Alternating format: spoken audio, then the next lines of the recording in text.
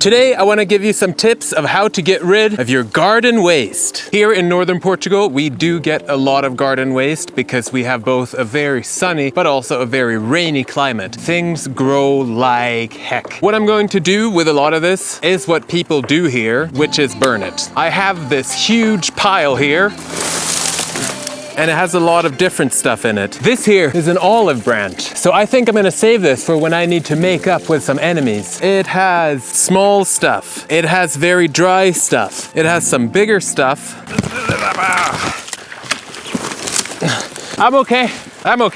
And some very, very small stuff. What am I doing? Everything that's small and dry, that will burn because we simply don't have any other use for it. People generally just burn it on a patch on the ground. I don't really feel like I have enough knowledge to do that safely. So what I'm doing is that I'm making an incinerator out of this here oil drum. If you're gonna do this, burn stuff that is, make sure to check the burning regulations and make sure to always keep water at your side because otherwise bad things can happen and we don't want that.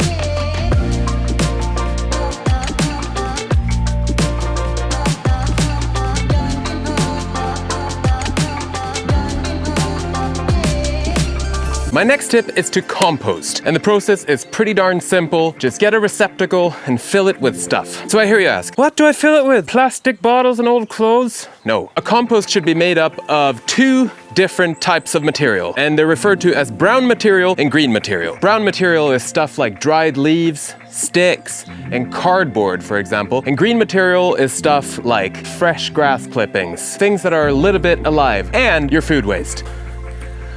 I'm tossing some of that in there. There are different philosophies on how much of each type of material you should put, and also different philosophies that say, for example, don't put citrus in there, don't put whatever. But for us, we try to keep a 50-50 level of brown and green material with a little overweight on brown, and we keep things like dairy and bread out of it to make sure we don't get rats and mice all over that place. My next tip is to be creative and make things. There's actually some creative wizardry to be done. For example, here we have this plot. We've had some herbs here, but we're gonna turn this into a bit of a flower sitch. And I have collected sticks. Here, I have these sticks. I have larger sticks here. And I have thin, long sticks. And with these, I'm gonna make the fencing around it. That'll be in a future video. The fourth tip for dealing with garden waste that I wanna show you is to get a wood chipper. Get some good sticks, run them through the chipper, and out comes wood chips.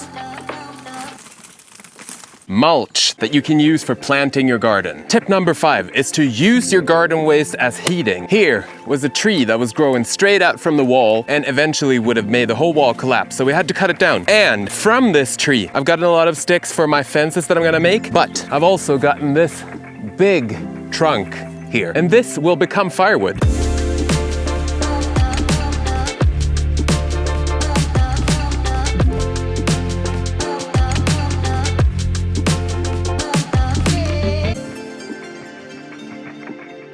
So it will help heat our house and keep our heating bill down. Although currently we don't have really a heating bill that we're paying because as many houses here in Portugal, our house does not have any heating whatsoever except for a wood stove. Okay, now the fire is out and I hear you ask, what do you do with all these ashes? Well, you can actually do a lot of things with wood ashes. You can use it as fertilizer because it's very nutritious. We, however, put our ashes in the compost, and the nutrition from the ashes will go into our compost and make the soil even more nutritious. And if there's one thing that I know about nutrition, it's that it's good. Basically, that's the only thing I know about nutrition. Thank you so much for watching and see you in the next one. If you want to see more like this video and subscribe to me. It helps me a lot, mostly emotionally, as it makes me hate myself just a little bit less.